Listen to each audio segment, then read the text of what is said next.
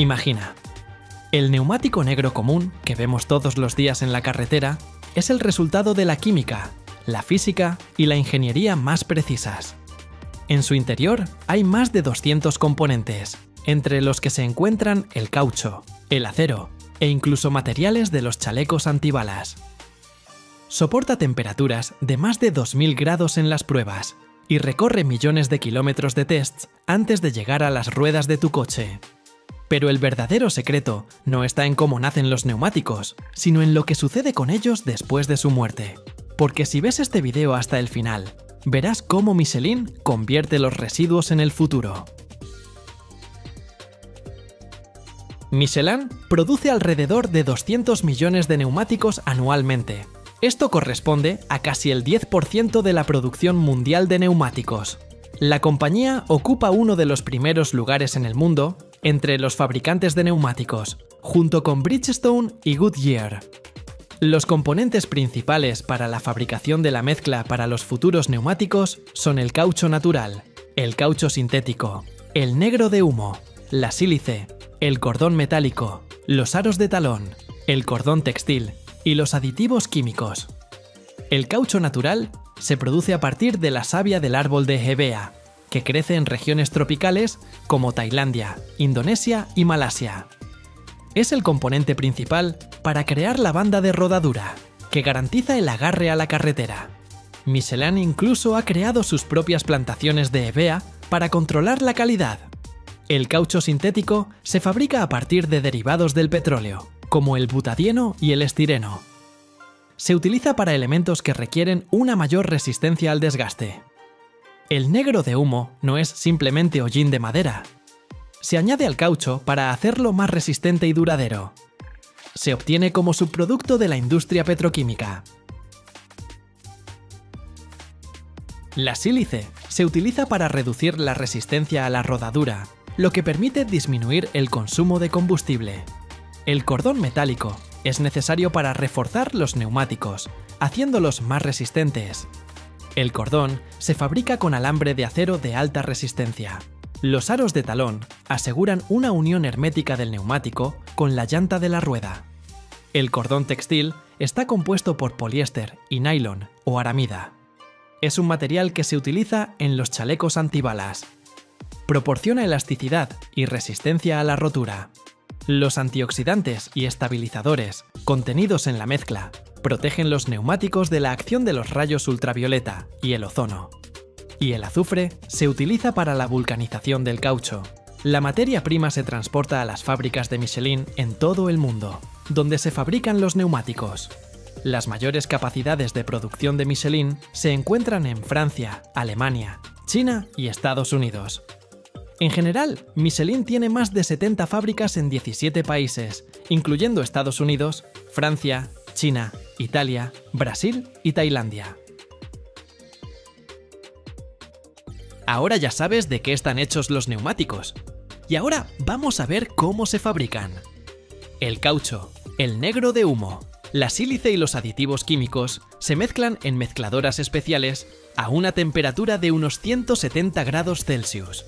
La mezcla obtenida se lamina varias veces entre rodillos para lograr una consistencia homogénea. Michelin utiliza fórmulas de mezcla patentadas que se desarrollan en sus propios centros de investigación. Por ejemplo, para los neumáticos de gama alta, a la mezcla se le añaden nanocompuestos para mejorar el agarre. Michelin produce neumáticos para diferentes sectores. Esto incluye coches de pasajeros, camiones y neumáticos para coches deportivos que participan en carreras, así como para aviones. Para la producción de neumáticos Michelin, se utilizan anualmente más de 800.000 toneladas de caucho natural. Esto representa aproximadamente el 10% del consumo mundial de este material. Y de caucho sintético se utiliza alrededor de 1.200.000 toneladas. A continuación, de la mezcla se hace la banda de rodadura. Mira cómo el caucho se estira en largas cintas y luego se corta al ancho necesario. Los flancos se forman por separado, añadiendo elementos decorativos, logotipos e inscripciones. Ya en la etapa de desarrollo del neumático, un equipo de diseñadores y tecnólogos crea un modelo tridimensional del neumático. De este modelo se hace posteriormente una matriz. El grabado en la matriz se realiza con láser o con herramientas mecánicas de alta precisión. Durante la vulcanización, el caucho del neumático se derrite y adquiere la forma de la matriz. El caucho llena todas las ranuras del molde, incluyendo los lugares con inscripciones, logotipos y detalles decorativos. Como resultado, el neumático obtiene inscripciones y elementos claros y duraderos. Algunos neumáticos tienen logotipos o inserciones de colores. En tales casos, se añaden previamente segmentos especiales de caucho de color en los lugares necesarios de la matriz. Ahora es el turno del cordón. En máquinas especiales se entrelazan hilos textiles y de acero, que luego se impregnan de caucho. Todos los componentes de los neumáticos se ensamblan en líneas automatizadas especiales. Primero, se coloca la capa interna, que funciona como sellador.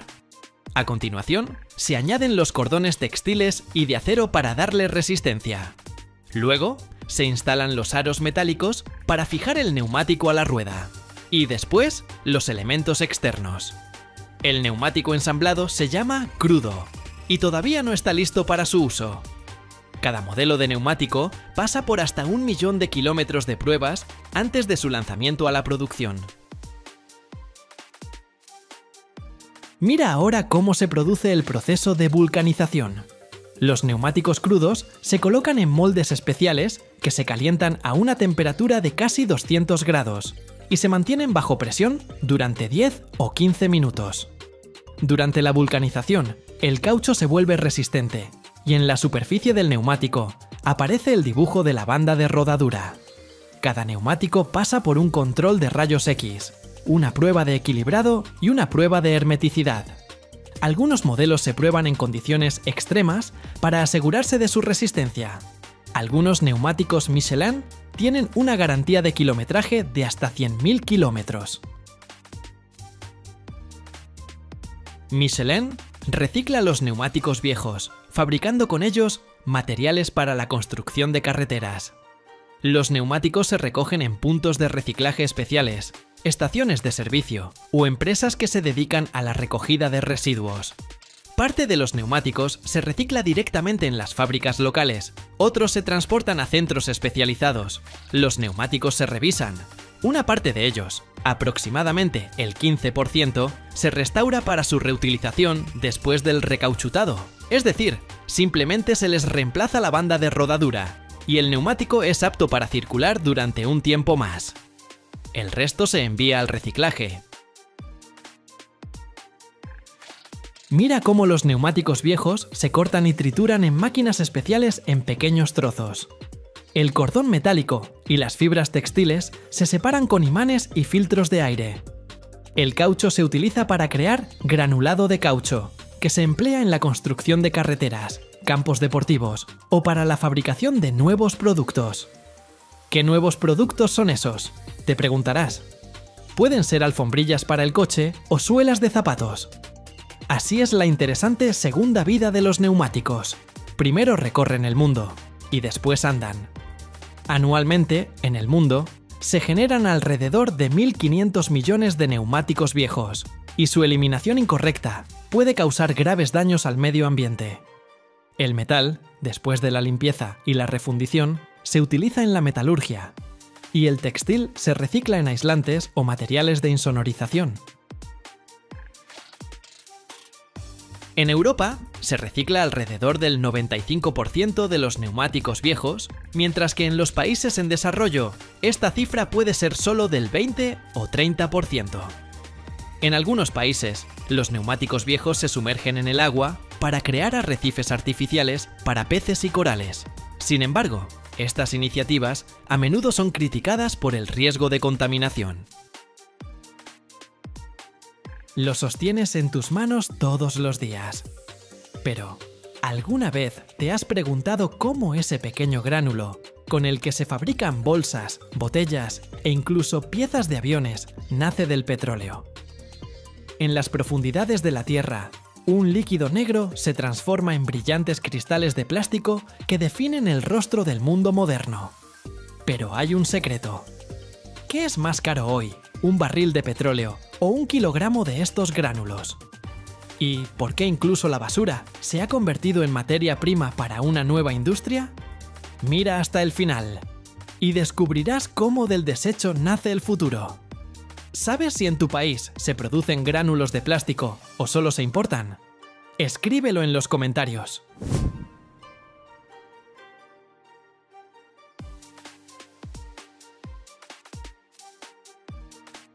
Las principales regiones de producción siguen siendo Asia, Europa y América del Norte, con China ocupando más del 30% del mercado mundial.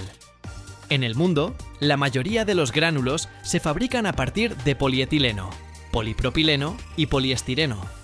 La gran mayoría de la producción se concentra en gránulos de materia prima virgen, pero los volúmenes de gránulos secundarios, plástico reciclado, están creciendo, en línea con la tendencia del desarrollo sostenible.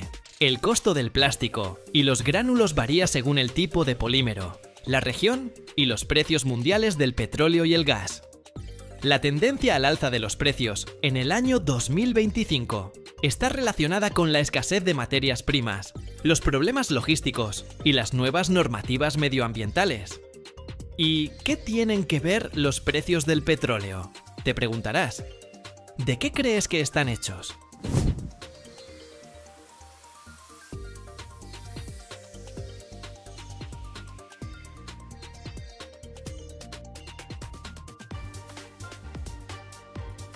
Sí, el petróleo es la principal materia prima virgen para la producción de gránulos de plástico. Está compuesto por una mezcla de hidrocarburos de diferente composición y peso molecular, y es la fuente de compuestos químicos tan importantes como el etileno, el propileno, el estireno y otros monómeros que sirven como bloques de construcción para los polímeros. El proceso comienza con el procesamiento primario del petróleo en las plantas petroquímicas, donde el petróleo crudo se somete a una destilación fraccionada.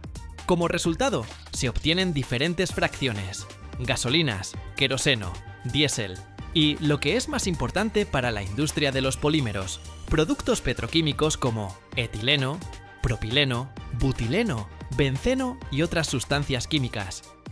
El etileno y el propileno, obtenidos del petróleo, se someten a una polimerización posterior en reactores especiales, lo que permite crear cadenas poliméricas de diferente longitud y estructura. De ellos se forman el polietileno, el polipropileno y otros plásticos, que luego se convierten en gránulos.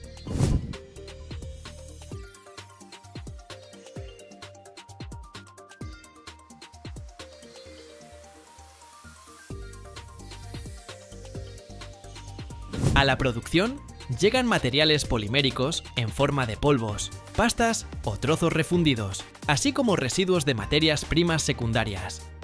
Todos los materiales se comprueban minuciosamente para asegurar que cumplen con los estándares de pureza, humedad y tamaño de partícula. Para garantizar la homogeneidad, la materia prima suele secarse previamente, ya que un exceso de humedad puede reducir la calidad de los gránulos y provocar defectos durante el procesamiento.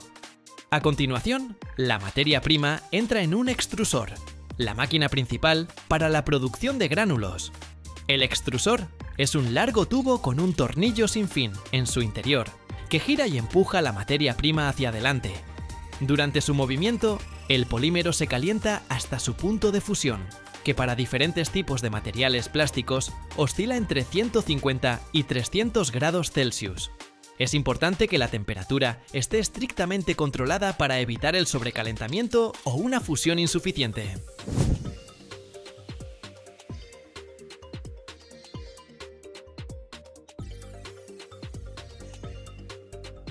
En estado fundido, el polímero pasa a través de un molde especial, la hilera, que le da al material la forma necesaria para las siguientes operaciones.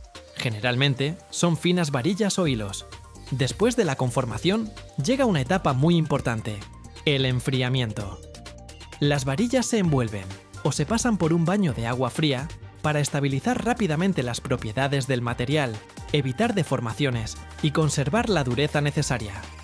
Las varillas finalmente enfriadas se alimentan a una máquina de corte, donde cuchillas especiales las cortan en gránulos uniformes. El tamaño y la forma de los gránulos pueden variar según los requisitos de la aplicación final, pero en general, los gránulos tienen forma de pequeños trozos cilíndricos u ovalados de 2 a 5 milímetros de longitud.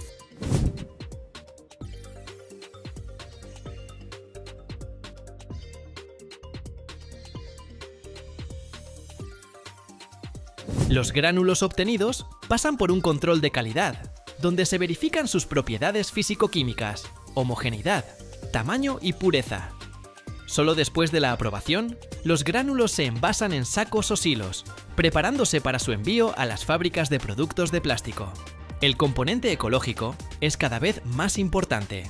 La producción de gránulos a partir de materias primas recicladas cuenta con el apoyo a nivel estatal en muchos países.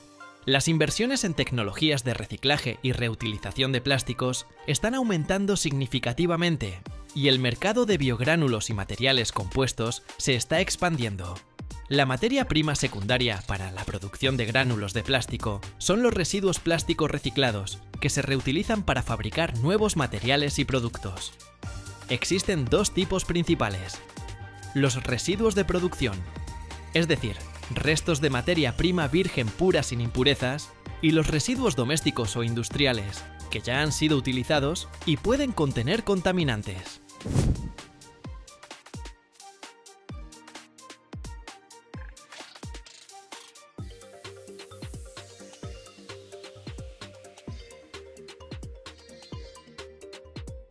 Después de la recolección de los residuos poliméricos, se clasifican por tipo de plástico. Los termoplásticos más comunes para el reciclaje son el polietileno, el polipropileno, el cloruro de polivinilo, el poliestireno y el tereftalato de polietileno. Ahora entienden por qué es necesario clasificar cuidadosamente la basura. La clasificación es muy importante para evitar la mezcla de polímeros de diferentes tipos, lo que podría empeorar la calidad de los futuros gránulos. La siguiente etapa es la trituración o el desmenuzamiento, donde los residuos de plástico se cortan en pequeños trozos. Luego se lavan a fondo para eliminar la suciedad, la grasa, las etiquetas y otras impurezas. Después, se secan para eliminar el exceso de humedad y preparar el material para la fusión. A continuación, la materia prima secundaria pasa por la aglomeración, un proceso en el que el material triturado se calienta y se mezcla hasta alcanzar un estado plástico. Luego se enfría y se forma en pequeñas bolas, el aglomerado.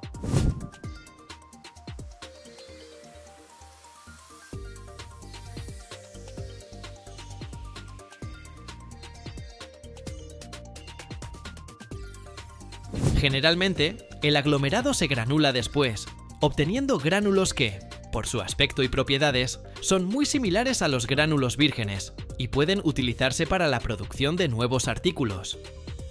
El uso de gránulos vírgenes es importante para productos complejos y de alta responsabilidad, donde se requiere la máxima resistencia y durabilidad. Al mismo tiempo, la producción de materia prima virgen requiere más energía y recursos en comparación con la secundaria, lo que impulsa el desarrollo de tecnologías de procesamiento y reciclaje. Y los gránulos secundarios se utilizan para fabricar los mismos tipos de productos que la materia prima virgen: películas, bolsas, contenedores, materiales de construcción, piezas de uso industrial y mucho más. El desarrollo del mercado de materias primas secundarias está estimulado por los esfuerzos en política ambiental, el aumento de los estándares de eliminación y el progreso tecnológico.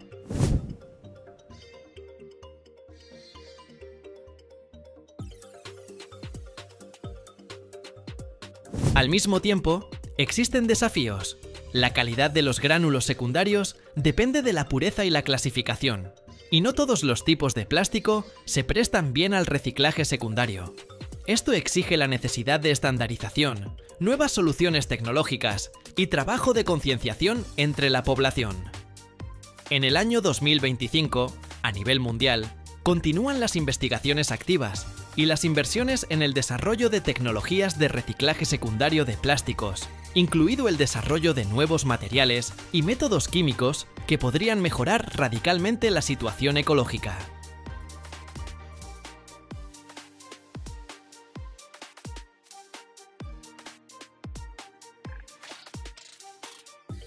Cada año, en el mundo, se producen más de 2 millones de toneladas de miel, pero solo unos pocos kilogramos de este tipo pueden alterar la conciencia humana. En las altas montañas de Nepal, donde incluso el aire parece venenoso por la altitud, los cazadores de la tribu Gurung arriesgan sus vidas para recolectar la miel loca, un líquido que cuesta más que el oro y puede provocar visiones. ¿Por qué esta miel está prohibida en algunos países? ¿Y qué siente una persona que la prueba? Mira hasta el final y descubrirás lo que los propios cazadores de miel ocultan. La miel, con su valor nutritivo, propiedades medicinales e incluso su capacidad para prolongar la vida, es considerada un tesoro natural en muchas partes del mundo, lo que la eleva más allá del estatus de un simple alimento. ¿Conoces la miel loca? En las montañas más altas de Nepal crece esta miel única, y solo los cazadores de miel más valientes pueden llegar a ella. La gente de la tribu Gurung se enfrenta a peligrosos obstáculos en busca de la miel loca, que es famosa por sus potentes propiedades curativas y su delicioso sabor. Esta es una historia real que le sucedió a uno de los cazadores de miel. Tashi, un joven cazador de la tribu Gurung, partió en su primera cacería seria a las altas montañas de Nepal. Siguiendo las antiguas tradiciones de su pueblo, escaló un acantilado escarpado para recolectar la valiosa miel loca. Pero esta vez, la suerte no estuvo de su lado. Una ráfaga de viento repentina lo arrancó de la inestable escalera de bambú y apenas logró agarrarse al borde del acantilado, sosteniendo en sus manos un largo palo para recolectar la miel. En ese momento, se dio cuenta de todo el peligro del oficio que habían practicado sus antepasados. Aunque pudo aguantar y continuar con su trabajo, este incidente quedó grabado en su memoria para siempre, como una lección sobre la importancia de la precaución y la concentración en una tarea tan arriesgada. Al regresar a casa, Tashi contaba esta historia con orgullo y respeto por las tradiciones de su pueblo, pero también con la conciencia de que la naturaleza no perdona los errores. Antes de emprender la expedición, la gente de Gurung inspecciona cuidadosamente cada escalera de bambú. Para cada búsqueda de miel, es necesario ser valiente y estar bien preparado, ya que todas son bastante difíciles. Superan acantilados de aproximadamente 3000 metros con escaleras de bambú sujetas por una delgada cuerda de seguridad. Trabajar a tal altura, combinado con la presencia constante de enormes abejas, es muy arriesgado. Con un largo palo llamado tango, cortan hábilmente los panales, de 1 o 2 kilogramos, haciéndolos caer en cestas de bambú que se encuentran abajo. La miel, conocida por sus propiedades reconstituyentes, puede ser un verdadero elixir de salud. Sin embargo, si se consume incorrectamente, puede causar efectos secundarios, como alucinaciones e incluso una leve intoxicación. Esta miel contiene grayanotoxina, una sustancia capaz de afectar el sistema nervioso humano, provocando alteraciones temporales de la conciencia. Debido a la dificultad y el peligro de su extracción, así como a sus propiedades únicas, la miel loca se ha convertido en un verdadero manjar, cuyo costo alcanza los $136 por kilogramo. El alto precio también está relacionado con la rareza de este producto, ya que su caza requiere una increíble habilidad y valentía por parte de los cazadores de miel. Los buscadores de miel siguen a las abejas que acuden a un arroyo alrededor del mediodía para recoger agua para enfriar las colmenas. Para determinar la ubicación exacta, utilizan binoculares y en el futuro podrán usar dispositivos de sistema de posicionamiento global que se están desarrollando actualmente. Los cazadores de miel necesitan mucha experiencia para trepar a los enormes árboles donde viven cientos de colonias de abejas y luego, con el humo que emiten, ahuyentar a las abejas. Las abejas tendrán suficiente comida para el invierno si recogen la miel en la colmena con cuidado, usando un ahumador y cuchillos, sin dañar la miel almacenada dentro de la colmena. Para que la caza de miel no se detenga, después de cada recolección, marcan el árbol para poder volver al año siguiente.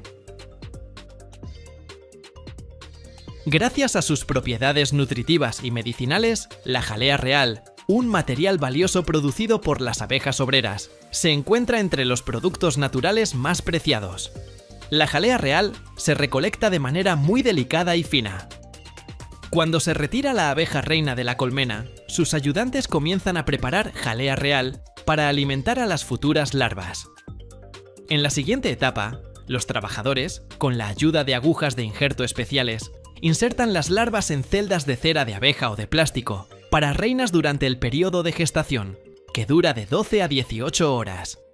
La jalea real está lista para ser recolectada después de 72 horas. La extracción de las larvas antes de obtener la jalea real es un proceso muy delicado. La cuidadosa recolección manual de cada gota de jalea real garantiza su calidad excepcional. La cantidad máxima de jalea real que una colmena puede producir es de 22 kilogramos, y la jalea real de la mejor calidad, elaborada por abejas alimentadas con flores de colza, puede costar hasta $150 por kilogramo. La demanda mundial de jalea real, promocionada como un elixir de salud, está en constante crecimiento. Cuando escuchas la frase «la miel más cara del mundo», la expresión «miel de manuka» probablemente sea lo primero que te viene a la mente. Los bosques vírgenes de Nueva Zelanda son la fuente de la miel de manuka, la variedad más cara del mundo. Los frascos de 230 gramos de miel de manuka cuestan $4.664 cada uno. Y no es para menos. Este néctar, que habita en las colmenas, es a la vez raro y nutritivo. Uno de los numerosos beneficios para la salud y la belleza de la miel de manuka es la presencia del compuesto químico antibacteriano metilglioxal, o MgO. Recolectar la miel de manuka es muy difícil, ya que las abejas tienen que volar 6 kilómetros para llegar a los lugares de floración, y la temporada de floración dura solo 12 días al año. La recolección de la miel de manuka requiere todo un conjunto de conocimientos especiales y equipos de última generación. La miel se recolecta y extrae con equipos complejos y helicópteros durante un periodo de 2 a 6 semanas. Esto explica por qué pagarás 20 veces más por la miel de manuka que por la miel común. Según el libro Guinness de los Récords, un kilogramo de la miel turca Centauri puede costar hasta $10.800, lo que la convierte en la miel más cara del planeta en 2021. La miel, con cualidades medicinales y gustativas, recolectada en colmenas y cuevas a una altitud de entre 1.900 y 3.000 metros, absorbe los minerales de su duro entorno. La producción anual es de solo 33 kilogramos, y el proceso de recolección tarda 15 años, por lo que es bastante rara. El nombre del comprador y el hecho de que cada frasco se llena a mano y se recubre de oro subrayan su singularidad y valor. Los antiguos egipcios practicaban la caza de miel silvestre, uno de los métodos de recolección de miel más antiguos que se conservan. Esta actividad data de hace 4.500 años. En las antiguas pinturas egipcias, los apicultores, con la ayuda de cuerdas y velas, escalaban acantilados escarpados o árboles para obtener la miel. Estas pinturas, que son una parte integral de la apicultura moderna, representan el uso del humo por parte de los antiguos egipcios para apaciguar a las abejas. Los antiguos egipcios veneraban la miel por sus numerosas propiedades beneficiosas, incluyendo sus aplicaciones culinarias y medicinales, así como por su papel en los ritos de momificación y en las ofrendas a los dioses. Cada año, en el mundo, se consumen más de 13 millones de toneladas de caucho natural, un material sin el cual no existiría ni un solo neumático, guante o junta de aviación. Pero pocos se preguntan, ¿de dónde proviene esta sustancia elástica? En algún lugar de los trópicos, entre los húmedos bosques de Tailandia y Malasia, miles de trabajadores, antes del amanecer, cortan la corteza de los árboles para recolectar un líquido blanco, el látex, que luego convierten en caucho. ¿Cómo exactamente, a partir del simple jugo del árbol de hevea, nace un material que mueve coches, aviones e incluso programas espaciales? ¿Y qué secreto esconden estas plantaciones, donde día tras día nace uno de los recursos más importantes de la humanidad? Mira hasta el final y verás lo que no se muestra a los turistas.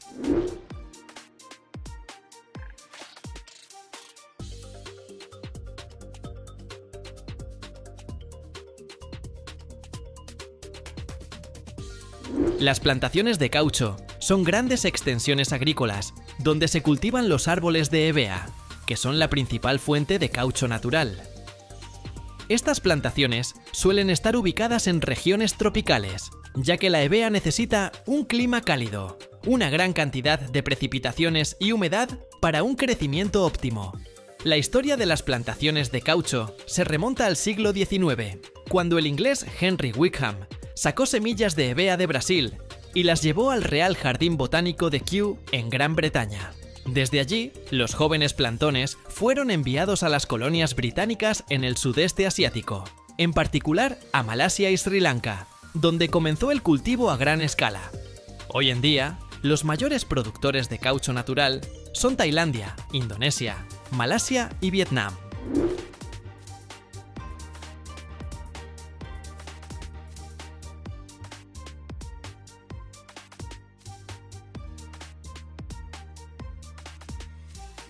El proceso de recolección de caucho de los árboles se llama sangrado.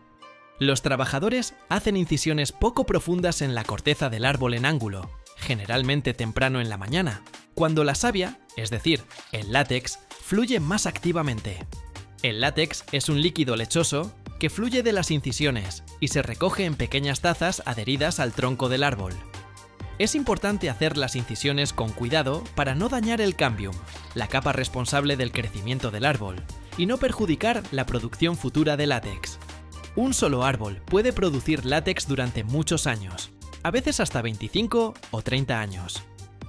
El látex recolectado se transporta desde las plantaciones a las plantas de procesamiento de diversas maneras, dependiendo de la escala de la plantación, la distancia a la planta y la infraestructura disponible.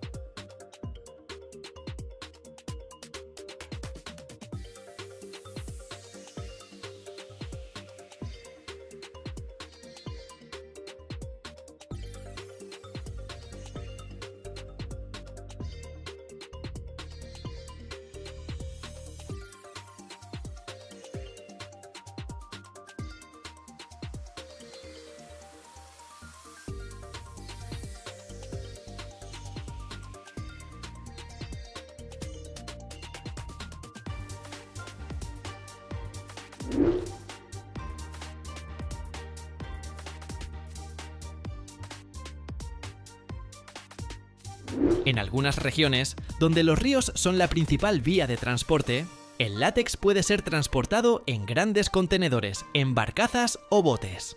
El objetivo principal del transporte es llevar el látex a la planta de procesamiento lo más rápido posible y en su estado inalterado, para garantizar la calidad del producto final.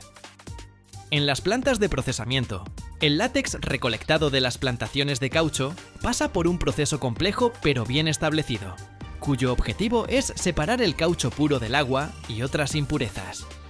Este proceso comienza inmediatamente después de la llegada del látex a la planta y consta de varias etapas clave que aseguran la obtención de caucho crudo de alta calidad.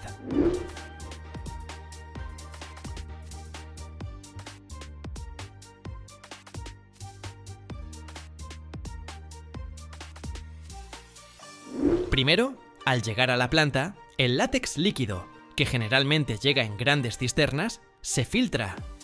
Esta etapa inicial de filtración ayuda a eliminar cualquier impureza mecánica grande, como trozos de corteza, hojas u otro material vegetal que pudiera haber entrado durante la recolección en la plantación o el transporte. Para ello se utilizan tamices o mallas de diferentes tamaños de poro. Después de la filtración, el látex se bombea a grandes tanques para su dilución. Generalmente, el látex recolectado de los árboles tiene una concentración de sólidos de alrededor del 35%. Para su posterior procesamiento, se diluye con agua limpia hasta una concentración menor y más manejable, que a menudo es del 20%. Esta dilución ayuda a facilitar el proceso posterior de coagulación y a garantizar la uniformidad del producto obtenido.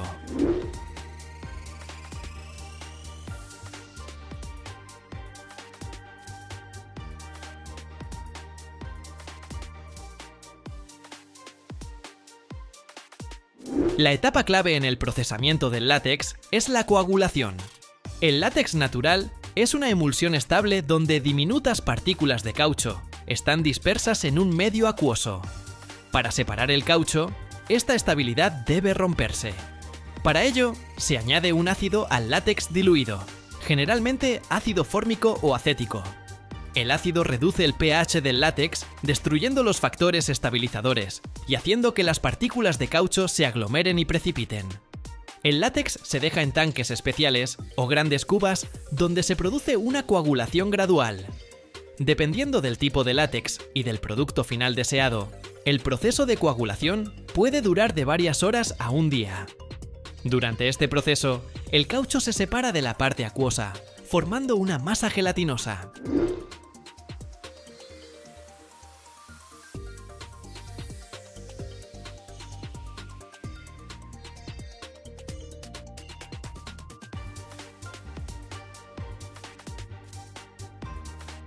Cuando la coagulación está completa, la masa de caucho obtenida, que tiene el aspecto de una lámina blanda y gelatinosa, se retira con cuidado de las cubas. Este caucho crudo luego pasa por una serie de rodillos. Primero se pasa por rodillos acanalados, que ayudan a eliminar la mayor parte del agua residual, y al mismo tiempo crean una textura característica en la superficie de la lámina de caucho. Esto también ayuda a aumentar la superficie para un secado posterior más eficiente.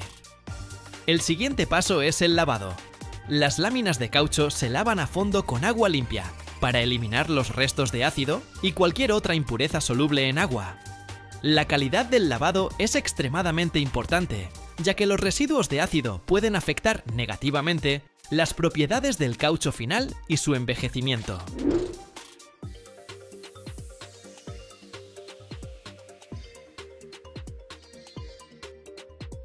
Después del lavado, las láminas de caucho están listas para el secado.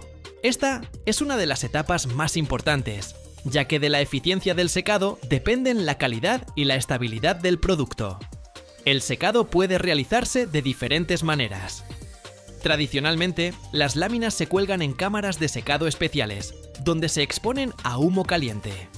El humo no solo seca el caucho, sino que también le da su característico color marrón dorado y propiedades fungicidas, lo que ayuda a prevenir el desarrollo de moho. El proceso de secado y ahumado puede durar de varios días a una semana. Para otros tipos de caucho crudo, se utilizan secadores mecánicos, donde el caucho se tritura en pequeños gránulos o migajas y luego se seca con aire caliente en secadores de túnel. Esto acelera significativamente el proceso de secado, permitiendo obtener el producto terminado en unas pocas horas. Después del secado, las láminas o gránulos de caucho terminados se clasifican por calidad según las normas internacionales y luego se prensan en grandes bloques o balas. Estos bloques se empaquetan, generalmente en película de polietileno, y se marcan antes de ser enviados a los consumidores de todo el mundo. Cada bloque tiene su propio peso, generalmente 33 kilogramos o 111 kilogramos, lo que simplifica la logística y el comercio.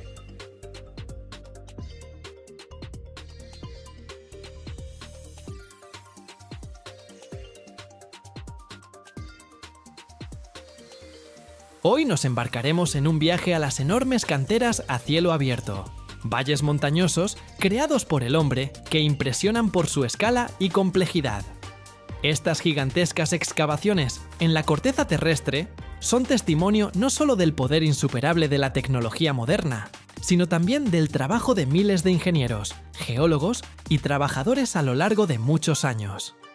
Descubriremos cómo se crean exactamente estas colosales estructuras y qué papel desempeñan en este proceso los verdaderos titanes de la ingeniería, las excavadoras gigantes. Prepárense para una historia de escala, precisión y una fuerza impresionante que cambia el paisaje de nuestro planeta.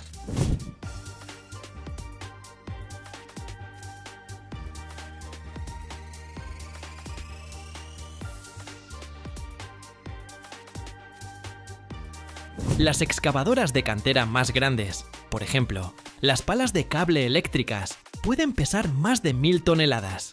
Algunos modelos de excavadoras de rueda de cangilones, utilizadas en Europa, alcanzan un peso de más de 13.000 toneladas, y son las máquinas terrestres más grandes del mundo.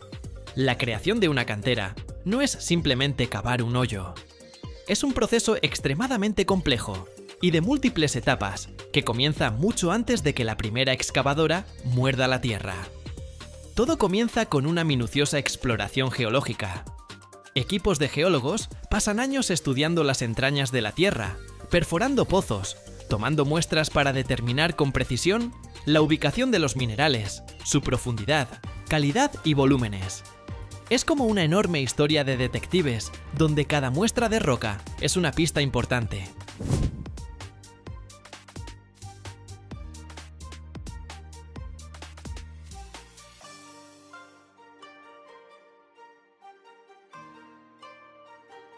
Cuando se encuentran los minerales, entran en juego los ingenieros y planificadores. Desarrollan un proyecto detallado de la cantera que abarca cada aspecto, desde el ángulo de inclinación óptimo de las paredes y el ancho de las vías de transporte hasta el sistema de drenaje que evacuará el agua.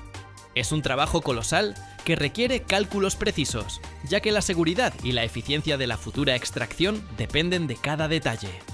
En esta etapa se decide cuál será la forma de la cantera, cómo se ubicarán las terrazas, los llamados bancos, por los que se moverá la maquinaria, y cómo organizar la logística para la extracción de cientos de millones de toneladas de roca. Después de años de planificación, llega el momento de la acción. Antes de llegar a los valiosos minerales, es necesario retirar la llamada montera, las capas de suelo, arcilla y rocas estériles que cubren el yacimiento. Esto puede ser un volumen de trabajo colosal, ya que la profundidad de la montera a veces alcanza decenas o incluso cientos de metros.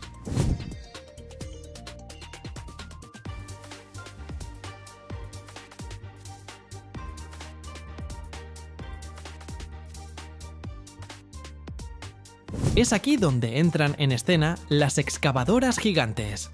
Son verdaderos colosos que pesan cientos o incluso miles de toneladas, con cucharones del tamaño de una habitación pequeña, capaces de agarrar decenas de metros cúbicos de tierra de una sola vez. Trabajan en pareja con los camiones volquete de cantera, otros titanes que pueden transportar más de 300 y algunos hasta 400 toneladas de carga en un solo viaje. Las excavadoras cargan la montera en los camiones volquete, que luego la transportan a vertederos especialmente designados, creando montañas artificiales enteras. El volumen del cucharón de estas máquinas puede ser de 40 a 70 metros cúbicos, y en los modelos más grandes, de hasta 100 metros cúbicos. Esto significa que, de una sola cucharada, una excavadora así puede levantar una carga equivalente a 100 o más toneladas de roca, o albergar de 5 a 7 coches. Si las rocas son demasiado duras para ser extraídas directamente por la excavadora, se recurre a las voladuras. Las perforadoras taladran profundos agujeros en las rocas, donde luego se colocan explosivos. Una explosión controlada fragmenta la roca, haciéndola accesible para las excavadoras. Es una etapa espectacular y extremadamente responsable, que requiere el más estricto cumplimiento de las normas de seguridad. Después de retirar la montera, comienza la etapa más importante, la extracción directa de los minerales y la formación de la cantera en sí. La cantera se desarrolla en bancos, parecidos a escalones gigantes o terrazas.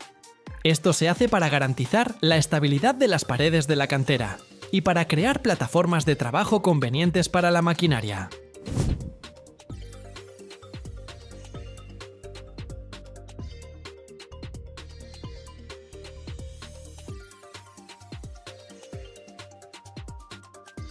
En cada banco trabaja su propia armada de excavadoras. Pueden ser tanto enormes excavadoras de cantera con accionamiento eléctrico, capaces de trabajar de forma continua durante meses, como excavadoras hidráulicas, que se distinguen por su alta maniobrabilidad y precisión. Muerden la roca, cargándola en los camiones volquete que esperan. Algunas excavadoras son tan grandes que incluso tienen que ser ensambladas directamente en el lugar de la extracción, en lugar de ser transportadas ya listas. Imagina el cucharón de una de estas máquinas. Puede contener un coche, o incluso varios. En una hora, un gigante así puede mover miles de metros cúbicos de roca. La cantera se profundiza por bancos, expandiéndose gradualmente. Se parece a una enorme espiral que desciende a las entrañas de la Tierra. Constantemente trabaja todo un ballet de máquinas. Las excavadoras cavan. Los camiones volquete transportan. Las topadoras nivelan las plataformas y las motoniveladoras mantienen las carreteras en buen estado. A veces, para rocas especialmente blandas o para trabajar en lugares de difícil acceso, se pueden utilizar excavadoras de rueda de cangilones, máquinas colosales, con una rueda giratoria equipada con muchos cangilones que muerden continuamente la roca y la descargan por una cinta transportadora. En una hora, una excavadora gigante puede mover de 4.000 a 10.000 metros cúbicos de roca. Imagina cuánto tiempo tardaría una persona normal con una pala para lograr ese resultado. Todo el proceso va acompañado de un control continuo. Los geólogos toman constantemente muestras de roca para asegurarse de que se está extrayendo exactamente lo que se necesita y que la calidad cumple con los requisitos. Los ingenieros supervisan la estabilidad de las laderas, el estado de las carreteras y la seguridad de los trabajos.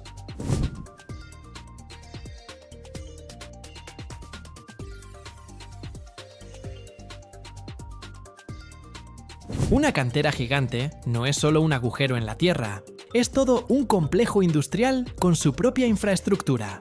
Para garantizar el funcionamiento ininterrumpido de tal coloso, se necesitan miles de kilómetros de carreteras para los camiones volquete, sistemas de suministro de energía para las excavadoras eléctricas, talleres para el mantenimiento y la reparación de la maquinaria, así como edificios administrativos, comedores e incluso campamentos residenciales para los trabajadores. El drenaje del agua tiene una importancia especial. En muchas canteras funcionan constantemente potentes estaciones de bombeo que extraen las aguas subterráneas y de lluvia para garantizar la seguridad de la maquinaria y evitar inundaciones. Sin un sistema de drenaje eficaz, la cantera se convertiría rápidamente en un lago. El mineral extraído luego llega a las plantas de procesamiento, que a menudo se encuentran justo al lado de la cantera. Allí se tritura, se enriquece, se purifica, convirtiéndolo en un producto terminado que luego, en vagones de tren o camiones, se envía a los consumidores de todo el mundo. La vida de una cantera no es eterna. Cuando las reservas de minerales se agotan o la extracción se vuelve económicamente inviable, la cantera se cierra. Pero esto no significa que simplemente se abandone. Las normas modernas exigen la rehabilitación, la restauración de las tierras alteradas. Las antiguas canteras pueden convertirse en lagos, parques forestales, tierras agrícolas o incluso zonas recreativas. Es un proceso complejo y costoso, que es una parte importante de una minería responsable.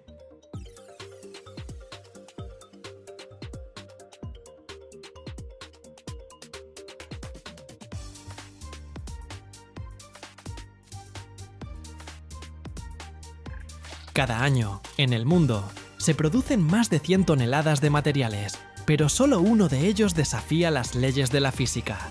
No es metal ni plástico, es grafeno, un material más delgado que el ADN humano, pero 200 veces más resistente que el acero. Imagina, una sola capa de él podría soportar el peso de un elefante balanceándose en la punta de un lápiz. Es más ligero que el aire, transparente como el vidrio, y, al mismo tiempo, conduce la corriente mejor que el cobre. Pero lo más interesante es que todavía no conocemos los límites de sus posibilidades. Mira hasta el final. Descubrirás cómo algo casi invisible puede cambiar el futuro de toda la industria.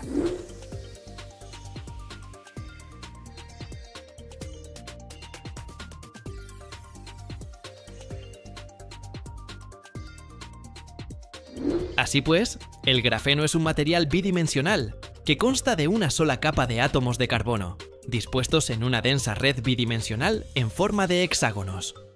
Posee una serie de propiedades únicas que lo hacen increíblemente prometedor.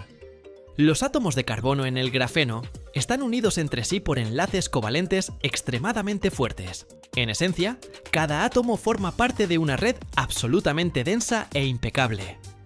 Cuando intentamos estirar, perforar o romper una lámina de grafeno, en realidad estamos intentando romper estos enlaces. Lo singular es que cuando se aplica una fuerza externa a la red, no se rompe sin más. En cambio, la perfecta red hexagonal asegura una distribución uniforme de la tensión por todo el material.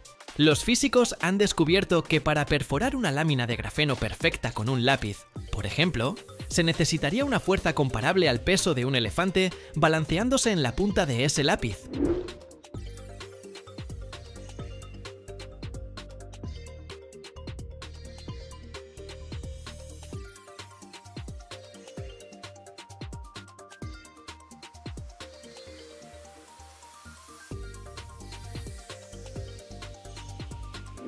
¿Por qué hablamos precisamente de peso?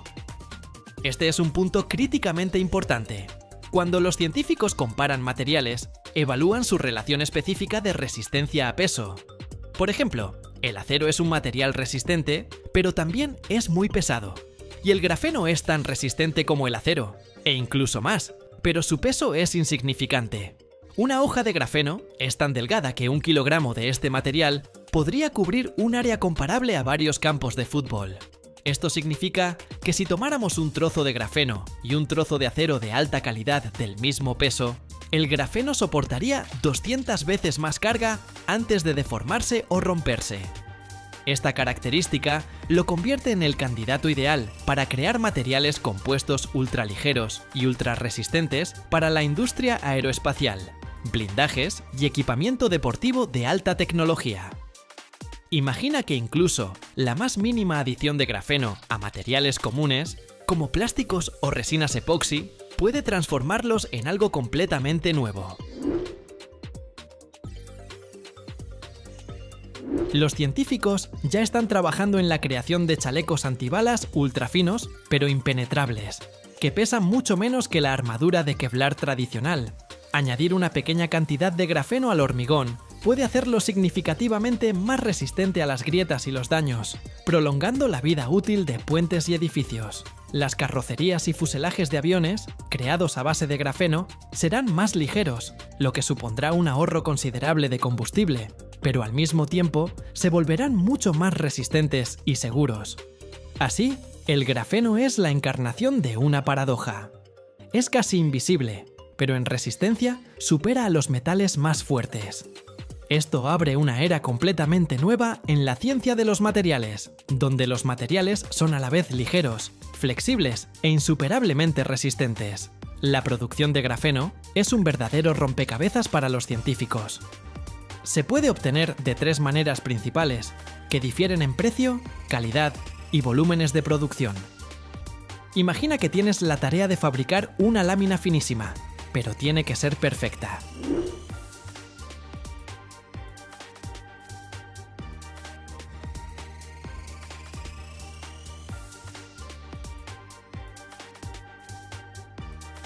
El primer método es la exfoliación mecánica. Es la forma en que se descubrió el grafeno. Aquí todo es simple.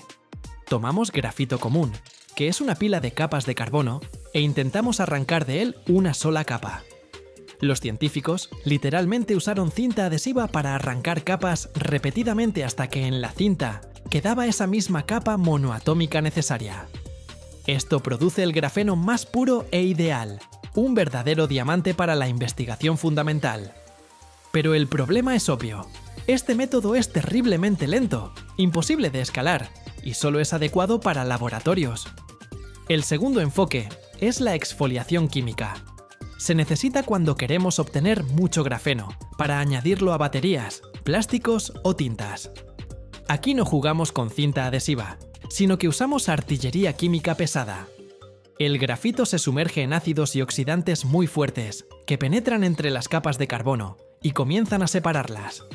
El resultado es una mezcla espesa.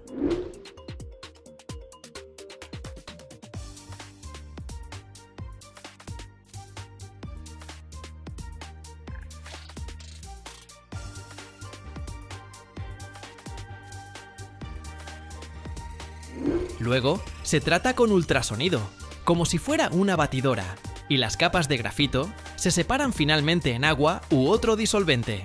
Esto se llama óxido de grafeno. Después de esto, el óxido de grafeno necesita ser reducido para que vuelva a conducir la electricidad. Este método es barato y produce grandes volúmenes, pero el producto final siempre tiene muchos defectos e impurezas. Es adecuado para compuestos, pero no para la electrónica sensible. El tercer y más prometedor método es la deposición química de vapor. Es la tecnología para crear lienzos de grafeno de alta calidad y gran tamaño, necesarios para pantallas táctiles o microchips. Aquí no arrancamos nada, sino que cultivamos el material desde cero. Se toma una fina lámina de metal, generalmente de cobre, y se calienta fuertemente, hasta 1000 grados Celsius. Luego, en el horno se introduce un gas que contiene carbono, por ejemplo, metano. Los átomos de carbono, liberados del gas, se depositan sobre el cobre al rojo vivo, que sirve como una plantilla ideal. Se autoensamblan en una impecable red de panal de una sola capa. Este método produce alta calidad y permite hacer grandes láminas de grafeno, lo cual es clave para la industria.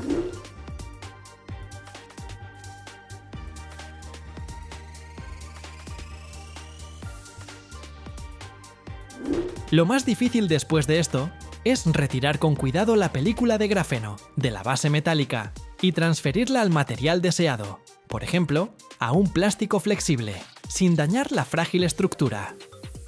Si hablamos de dinero, el mercado mundial de grafeno se valora actualmente en cientos de millones de dólares estadounidenses y, según la mayoría de las previsiones, crecerá muy rápidamente, a menudo duplicándose cada pocos años. Los analistas esperan que para finales de la década, este mercado pueda superar los 1000 millones de dólares.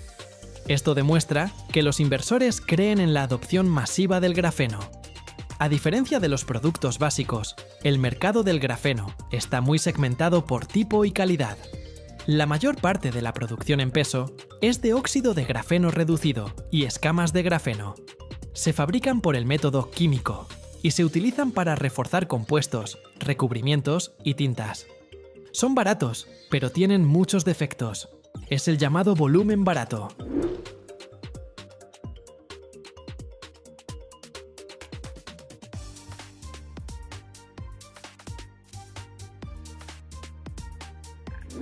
¿Y qué hay de la calidad cara? La menor parte en peso, pero la más cara en valor, es el grafeno puro de una sola capa en forma de películas. Se necesita para la electrónica de alta tecnología y es muy caro debido a la complejidad de su producción y transferencia. El mercado de la producción de grafeno está muy concentrado en Asia, especialmente en China.